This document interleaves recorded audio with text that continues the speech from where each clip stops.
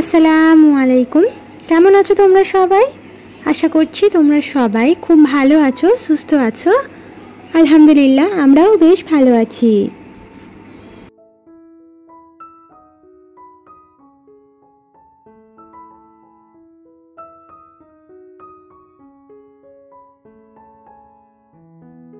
তো দেখতে দেখতে 18টা রোজা কিন্তু কমপ্লিট হয়ে 19টা রোজা চলে এসেছে, আলহামদুলিল্লাহ। তো এইভাবেই কিন্তু বাকি রোজাগুলো আমাদের প্রত্যেকেই ভালোভাবে কেটে যাক, এই কামনাই করি। আর সেই সাথে আরও একটি নতুন ব্লগ নিয়ে নতুন দিনে তোমাদের মাঝে হাজির হয়ে গেছি। আশা করছি প্রত্যেকটা ব্লগের মতো আজকের ব্লগটাও বা আজকের দিনটাও তোমাদের কাছে খুব ভালো লাগবে। তাই ভিডিওটা না টেনে শেষ পর্যন্ত দেখার অনুরোধ রইল।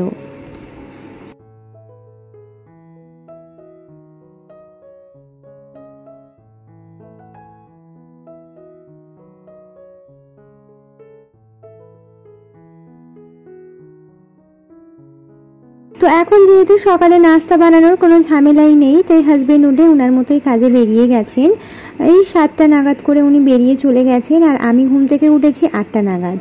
মানে অত তাড়াতাড়ি আমি বা উঠে কি করব, সেই জন্য আর কি আমি দেরি করেই উঠলাম। 8টা নাগাদ করে উঠেছি। সংসারের বাসে যা যা কাজকর্ম ছিল সেগুলো সবই কমপ্লিট করে ফেলেছি। তারপরেই কিন্তু আমি স্কুলে ভাত আনতে চলে গিয়েছিলাম মেয়েকে নিয়ে। আসার পথে কিছু সবজিও নিয়েছি, আর সাথে মাছ নিয়েছি রাতে রান্নার জন্য। এবেলা রান্না তো করবো না, রান্না তো হবে ওবেলা। তো সেই সূত্রেই আর কি আমি ভাবলাম বাজারটা করে রেখে দিই, তাহলে ওবেলা আমার রান্না করতে অনেক সুবিধা হবে। আর সেই সাথে মাছটা ভেজে রেখে দেবো।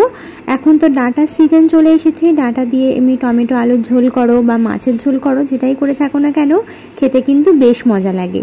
সেই জন্যই ডাঁটা নিয়ে এসেছি মাছ দিয়ে রান্না করব বলে। আর এখানে কিন্তু একটা দিদি আমাকে তিতফুল দিয়েছিল, তো সেই তিতফুলটা ভাজি করে নেব, কারণ আমার মেয়েও কিন্তু এই ভাজাভুজি খেতে আমার মতোই বেশ ভালোবাসে। তো তিতফুলটা ওবেলা ভাজবো না, ভাবছি তিতফুলটা এবেলায় ভাজি করে নেব, তাহলে মেয়ে ভাত খাবে। আর মাছ ভাজা তো রয়েছে। হ্যাঁ, সেই সাথে কিন্তু ভাতটা আমার কালকের রাতের বেলা যেহেতু রান্না করেছি, তো সেই ভাত তো রয়েই যায়, তো সেই ভাতই মেয়েকে খাওয়াবো। সমস্যা নেই, আমি তো অনেক রাতের বেলায় রান্নাটা করি। হ্যাঁ, তো সেই জন্য দেখা যায় কি, তো দিনের বেলায় ভাত রান্না করার প্রয়োজন থাকে না।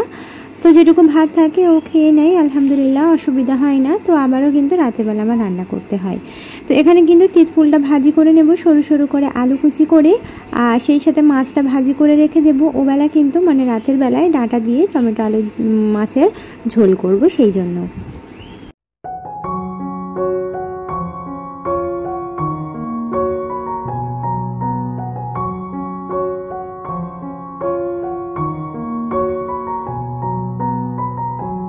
তো মেয়েকে কিন্তু তিতফুলটা খাওয়াবো না, ওকে আলুগুলোই বেছে বেছে খাওয়াবো। হালকা ফুলকা তেতো তেতো লাগবে, খুব বেশি তেতো লাগলে হয়তো নাও খেতে পারে, ফেলে দিতে পারে।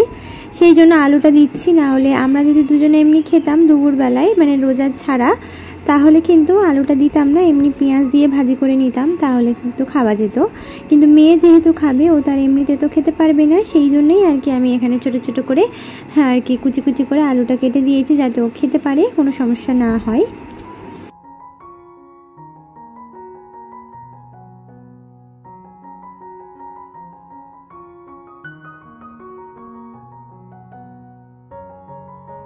তো আমার এক মিষ্টি দিদি বোন কমেন্ট করে আমার কাছ থেকে একটা রিংয়ের লিঙ্কটা চেয়েছো, অর্থাৎ আমি যে পর্দাটা বানিয়েছিলাম সেই পর্দার যে আর কি আমি বলতে পারো রিংটা লাগিয়েছিলাম, মিশো থেকে নিয়েছিলাম, তো তার লিঙ্কটা চেয়েছো। তো এই ভিডিওর মধ্যে কমেন্ট বক্সে বা ডেসক্রিপশন বক্সে তুমি গিয়ে চেক করতে পারো। আমি লিঙ্কটা পেলে অবশ্যই কিন্তু এর ডেসক্রিপশন বক্সে আমি মিশো থেকে নেওয়া এই রিংয়ের লিঙ্কটা তোমাকে দিয়ে দেবো।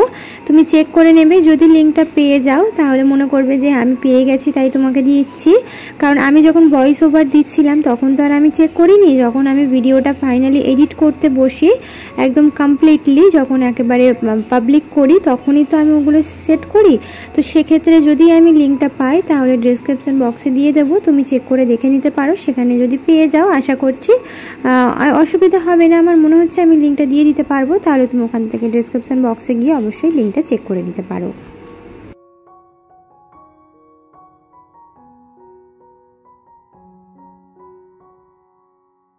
তো কথা বলতে বলতে এখানে কিন্তু আমি তিতফুলটা ভাজি করে ফেলেছি, আর সেই সাথে কিন্তু একটু দুধ নিয়ে এসেছিলাম 500 ml মতো।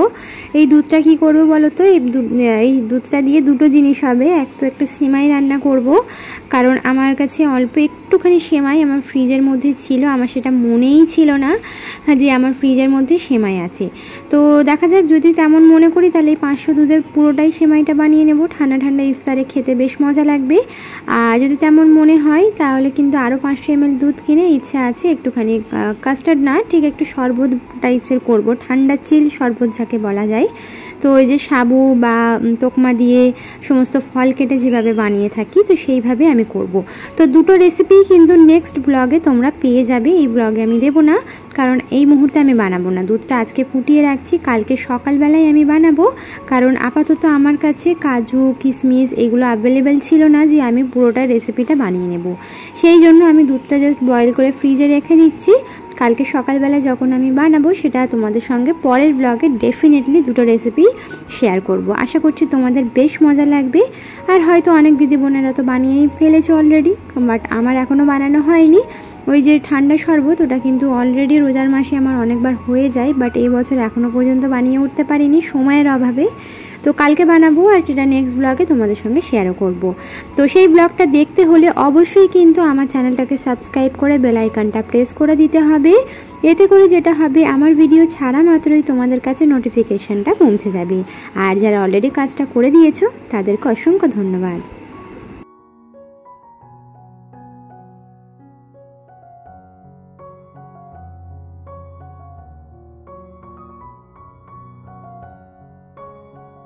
তো বিয়ের সময় পাওয়া এই জগ সেটটা কিন্তু খুব যত্ন সহকারে তুলে রেখেছিলাম। 5 থেকে 6 বছরের মতো তো হয়েই যাবে আর কি জুন মাসে। হ্যাঁ, তো বলতে পারো এই জগ সেটটা পাশাপাশি আরও এমন অনেকগুলো জিনিস আছে যেগুলো এখনও পর্যন্ত একেবারে যত্ন সহকারে রেখে দিয়েছি, হাতই দিইনি বলতে পারো। এরকম অনেক গিফট রয়েছে। আসলে কি বলো তো, প্রয়োজন ছাড়া কোনো জিনিসই ইউজ করাটা আমি পছন্দ করি না। প্রয়োজন পড়লে তবেই তো সেগুলো ব্যবহার করব, তাই না? তো এখন যেহেতু ইফতারের সময় শরবত করার জন্য বেশ আর কি এরকম জগ সেট কাজে লাগতে পারে, সেই জন্যই আমি এটা বার করলাম। আর এটা বার করলাম এই কারণেই, শরবতগুলো করলে ফ্রিজে রেখে দিলে, মানে এই জগে করে যদি রেখে দিই আমার কিন্তু 2 দিন আরামসে হয়ে যাবে। আর সেই সাথে দেখতেও ভালো লাগবে ভিডিও করার সূত্রে, সেই জন্যই আর কি বার করেছি। তবে এর থেকে একটা বড় সাইজের জগ সেট কিন্তু আমার তোলা আছে, যেটা খুব সুন্দর আর খুব মানে এতটাই সুন্দর আমার না ইউজ করতে মানে ভয় লাগে। একটা আমি কাঁচের জিনিস ব্যবহার করতে একদমই চাই না, কারণ আমার ভীষণ পরিমাণে ভয় লাগে আর আমার হাত থেকে পড়ে ভেঙে যাবার খুব ভয় লাগে। সেই জন্যই আমি ব্যবহার করতে চাই না। তো ভয় লাগলে তো হবে না, ভয়টাকে কাটিয়েই তো জয় করতে হবে। তো সেই জন্য ভাবলাম যে না, ব্যবহার করাই যাক। তো সেই পারপাসই বার করেছি। তো এখানে জগ সেটটা আমি বার করে ধুয়ে রেখে দিচ্ছি, যাতে সন্ধ্যাবেলায় ইফতারের জন্য ইউজ করতে পারি। তো হাজবেন্ড যেহেতু বাড়িতে থাকেন না, তবে রাতের বেলা বা সকালবেলা যখন কাজে যান তখন যদি ওনাকে খেতে দিই শরবত বা কিছু, উনি খেয়ে নেয়। রাতের বেলাও খেতে চান, কোনো সমস্যা নেই। তো আমি বেশি করেই বানিয়ে নেব। তো আজকের টক দইয়ের শরবত বানাবো। আসার সময় মাঠ থেকে আমি টক দই নিয়ে এসেছি।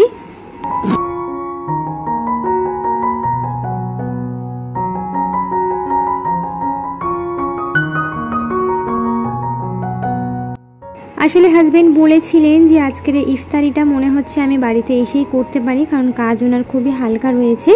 সেই জন্য ভাবলাম যে ঠিক আছে, তাহলে টক দই নিয়ে যাই। যদি এসে যায় তাহলে আমার সঙ্গে ইফতারে খেয়ে নেবে, আর যদি না আসে তাহলে সেই কারণে কিন্তু উনি রাতের বেলায় খাবেন। তো এই জন্য ভাবলাম যে কোনো সমস্যা নেই। হ্যাঁ, তো এখানে কিন্তু আমি টক দইটা বানানোর জন্য আমি ফ্রিজের মধ্যে আগাম তো রেখে দেবো বানিয়ে, কারণ একদম ইফতারের সময় যে কোনো জিনিস করতে গেলে তাড়াহুড়ো হয়। আর আমার যেহেতু ভিডিও শ্যুট থাকে, তাই সেক্ষেত্রে অনেক সময়ের দরকার। তো তাড়াহুড়ো করে কোনো কাজ করতে গেলে সেই কাজের শেষটা কিন্তু কখনোই ভালো হয় না। সেই জন্য আমি না যখন 12টা 1টা রান্নাবান্না বা রান্নাঘরটা ক্লিন করতে আসি, বা এঁটোকাটো থালা ধুতে আসি, বা রান্নাঘরে কোনো যাবতীয় কাজ করতে আসি, সেই সময়তেই আমি এই কাজগুলো করে নিই। একেবারে নিশ্চিন্তে থাকতে পারি, যাতে আর কি আজানের 10 থেকে 15 মিনিট আগে সমস্ত কিছু রেডি করে নিয়ে একেবারে দোয়া করতে বসে পড়তে পারি। সেই জন্য তো এখানে আমি কিন্তু টক দইয়ের মধ্যে দিয়ে দিলাম চিনি। যতটুকু বানাবো সেই পরিমাণ অনুযায়ী আমি চিনিটা দিয়ে খুব ভালোভাবে আগে ফেটিয়ে নিচ্ছি। তারপর এর মধ্যে কিন্তু আমি পানি দিয়ে দেব, দিয়ে এটাকে ফ্রিজে রেখে দেব। আর সন্ধেবেলা যখন আমরা এটা খাবো তখন এর মধ্যে একটুখানি জলজিরা দিয়ে দেবো। এই যে টক দই শরবতের মধ্যে জলজিরা দিলে এত পরিমাণে টেস্ট লাগে বলা যাবে না। আর এই যে জলজিরা দেওয়ার টিপসটা, এটা কিন্তু আমার এক সাবস্ক্রাইবার দিদিমণি আমাকে কমেন্ট করে জানিয়েছিল যে জলজিরা দিয়ে দেখতে পারো, ভীষণ মজা লাগে। তো সেই দিদিবোনকে অনেক অনেক অনেক ধন্যবাদ। আমার কিন্তু নামটা মনে নেই, তবে আমার কিন্তু এটুকু মনে আছে যে এক দিদিমণি আমাকে বলেছিল। তো জানি না সেই দিদিবোনটা এই মুহূর্তে এই ভিডিওটা দেখছো কিনা, তবে তোমাকে অনেক অনেক অনেক ধন্যবাদ।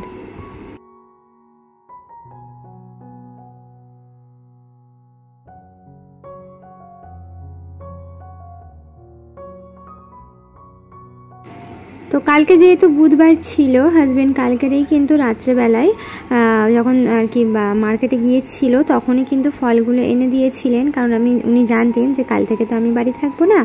হ্যাঁ, তো সেক্ষেত্রে কিন্তু তোমার কালকের ইফতারি তো লাগবে, সেই জন্য উনি কালকে রাতের বেলায় ফলগুলো মার্কেট থেকে আমাকে এনে দিয়েছিলেন, আকড়া থেকে।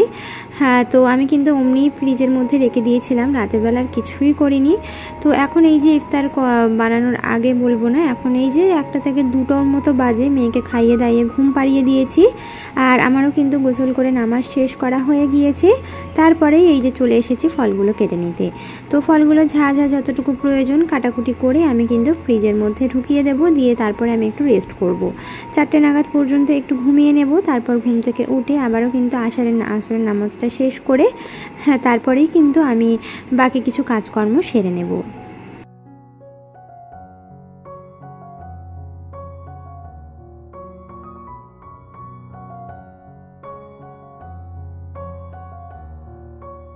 তো দেখা যাক হাজবেন্ড চলে আসেন কি না। যদি চলে আসেন তাহলে একসাথে ইফতার সেরে নিতে পারবো ইনশাল্লাহ, যদি না আসেন তাহলে আর কিছু করার নেই। উনি বলেছেন যে হয়তো চলে আসতে পারি, কারণ ওনার কাজটা অল্পই রয়েছে সেই জন্য। তো যদিও আসুক আর না আসুক, আমি দুইজনের মতোই ইফতারি রেডি করছি। হ্যাঁ, যদি বাই চান্স চলে আসে তখন তো আর কাটাকুটি করা যাবে না, তো সেক্ষেত্রে আমি একটু বেশি বেশি করে ইফতারি করে নিচ্ছি। আর যদি নাও আসে আমি ফ্রিজে রেখে দিতে পারবো, কোনো সমস্যা নেই।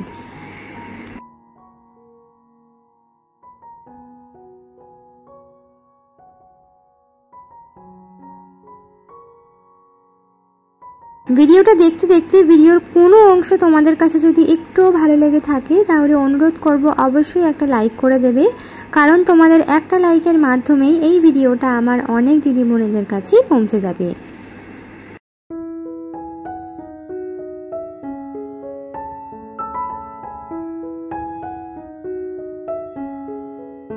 তো এখানে কিন্তু ইফতারের সমস্ত আয়োজন আমি করে ফেলেছি। আর যেই সময় আমি দুপুরবেলা রান্নাবান্না করছিলাম তখনই কিন্তু ছোলা আলু তরকারিটা আমি বানিয়ে নিয়েছিলাম, ঠিক যেইভাবে আগের ব্লগে তোমাদের সঙ্গে শেয়ার করেছিলাম সেইভাবে।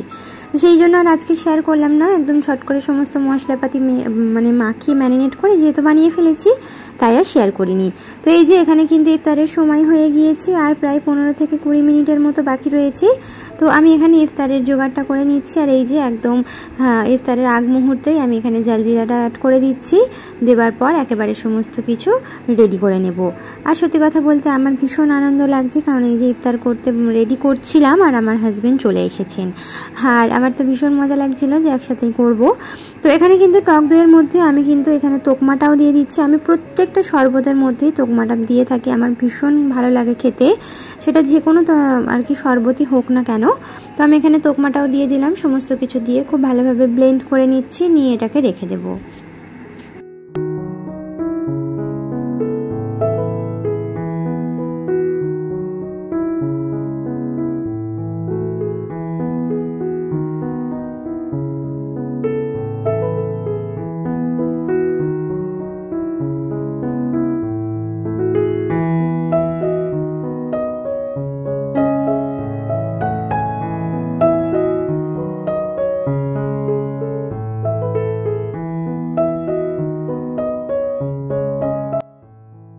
তো এই যে ইফতার করতে অলরেডি বসে পড়েছি, আর সেই সাথে তোমাদের রোজাগুলো কেমনভাবে কাটছি অবশ্যই কিন্তু কমেন্ট করে জানাতে ভুলবে না। তো এখানে আমি দোয়া শেষ করে ইফতার সেরে নিয়েছি, আর সেই সাথে নামাজও কমপ্লিট করে নিয়েছি। আর হাজব্যান্ড এই যে নিয়ে এসেছিলেন ভাজাভুজি আসার পথে। তো স্বভাবতই আমরা বাইরের ভাজাভুজি তেমন একটা খাই না, তবে আজকে যেহেতু আসার পথে, বাড়িতে থাকলে উনি নিয়ে আসে না, তবে যেহেতু আসার পথে উনি দেখলেন দোকানে রয়েছে তো সেই জন্য নিয়ে এসেছেন। হ্যাঁ, তো আজকের মুড়ি তরকারি আর সেই সাথে কিন্তু এই ভাজাভুজি দিয়েই ইফতারের খাওয়া দাওয়া শেষ করব, আর সেই সাথে আমার ভিডিওটাও শেষ করব। তো আজকের ভিডিওটা এ পর্যন্তই ছিল। আশা করছি পরবর্তী ভিডিও পর্যন্ত তোমরা সবাই সুস্থ থাকবে, ভালো থাকবে। আল্লাহ হাফিজ, আসসালামু আলাইকুম।